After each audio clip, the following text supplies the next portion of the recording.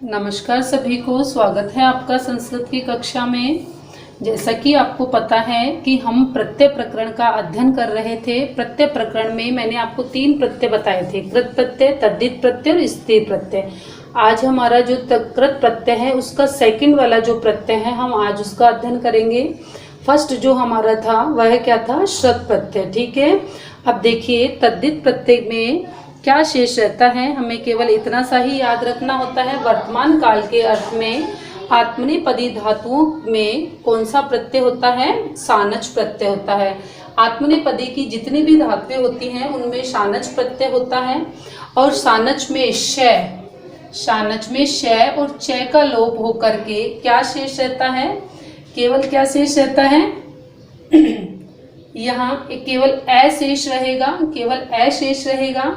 जब हम इनके रूप बनाएंगे तो इनके रूप किस तरह से बनेंगे, इनके रूप का जो प्रयोग होता है वो किस तरह से होता है, विशेषण की जैसे, विशेषण की तरह है। इनका प्रयोग कैसे होता है, विशेषण की तरह होता है। तथा इसमें पुल्लिंग में तो इसके रूप चलते हैं राम के समान, पुल्लिंग में इसके रूप किसके समान चलते हैं, राम के समान। ये देखिए पुल्लिंग में किसके समान चलेंगे, राम के समान। और स्त्रीलिंग में चलेंगे इसके रूप, स्त्रीलिंग में चलेंगे इसके रूप रमावत। ठीक है, रमावत। तथा इसी तरह से नपुंसकलिंग में जो इसके रूप चलेंगे वो कैसे चलेंगे, फलवत।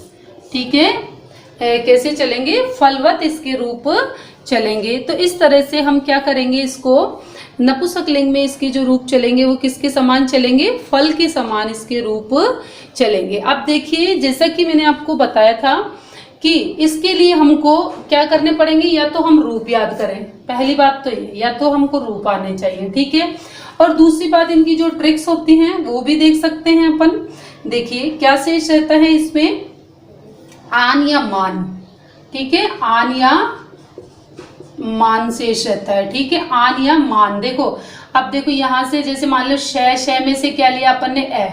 ठीक है, अब अ है तो अ के साथ आ की मात्रा है तो आ और न, तो क्या हो गई, आन।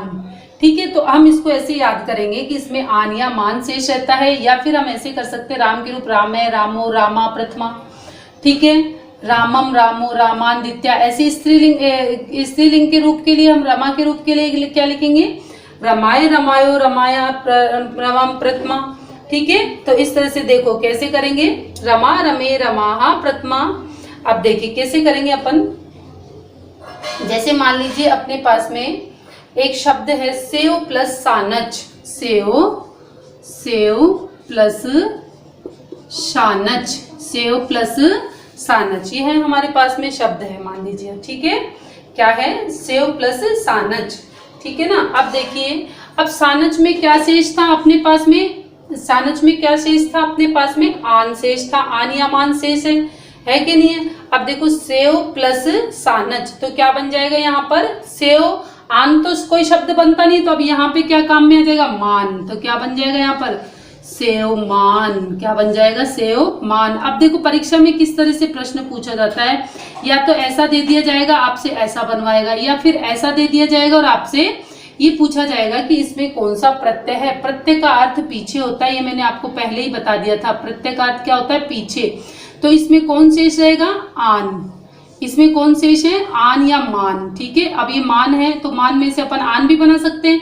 तो यहाँ पे क्या है, ये मान शेष। और मान कौन से प्रत्यय में होता है, सानच प्रत्यय में। मान कौन से प्रत्यय में शेष रहता है, सानच प्रत्यय में, है ना। तो इस तरह से मान लीजिए अपन ने ये किया। ठीक है, अब ये तो कौन सा शब्द हो गया, अपना पुल्लिंग का शब्द हो गया, सेव मान। ठीक है, अब मान लीजिए स्त्रीलिंग में आता है तो क्या आ जाएगा, सेव माना, रमा के जैसे रूप। अब आप ऐसे याद रख सकते हैं कि पुल्लिंग में तो बचेगा मान। ठीक है, स्त्रीलिंग में बचेगा माना। ठीक है, और इसमें बचेगा मानम, फलम की जैसे। ठीक है, फलम की जैसे, फलम फले फलानी। ठीक है, मानम माने मानानी। तो इस तरह से अंतिम शब्द आप निकाल सकते हैं। पूरे रूप यदि आपसे याद नहीं होते हैं तो आप ऐसे भी याद रख सकते हैं, मान, माना, मानम। ऐसे ही आन, आना, आनम भी लिख सकते हैं। ठीक है, ऐसे ही आन, आना, आनम भी लिख सकते हैं। अब देखिए जैसे मान लीजिए पच प्लस सानच, पच प्लस सानच। अपने पास में मान लीजिए पच धातु है, अपने पास में कौन सी धातु है, पच धातु है, ठीक है। इधर से इरेज कर देती हूँ मैं थोड़ा सा। अब मान लीजिए अपने पास में क्या है, पच धातु है, ठीक है।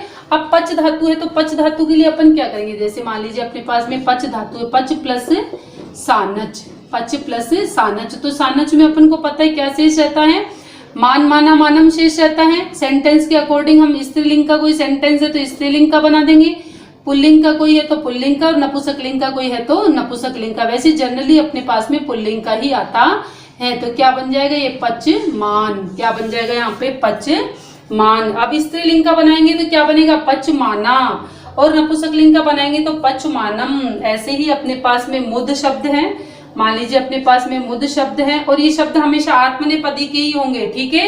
ये कैसे होंगे, आत्मनेपदी के ही रूप चलेंगे इसमें, ठीक है। वर्तमान काल में होता है ऐसे ही। मोद मान, मोद माना, मोद मानम। अब जैसे मान लीजिए कोई कम्पिटिटिव एग्जाम है, अब कम्पिटिटिव एग्जाम के अंतर्गत आपसे ये पूछा जा सकता है कि सानच प्रत्यय कौन से काल में काम में आता है, तो क्या कहोगे, क्या कह देंगे अपन, कौन से काल में काम में आता है। सानच प्रत्यय हमेशा आत्मनेपदी धातु के साथ में वर्तमान काल के काम में आता है, वर्तमान काल में काम में आता है। तो इस तरह से हमारा सानच प्रत्यय भी कंप्लीट हो गया। केवल आपको क्या याद रखना है, मान माना मानम। अब इससे रिलेटेड यदि आपको कुछ समझ में नहीं आया तो हम नेक्स्ट कक्षा में आप कमेंट के माध्यम से मुझे पूछ सकते हैं। यदि आपको मेरे द्वारा दी गई जानकारी अच्छी लगी तो आप मेरे चैनल को लाइक, शेयर एंड सब्सक्राइब करें। धन्यवाद।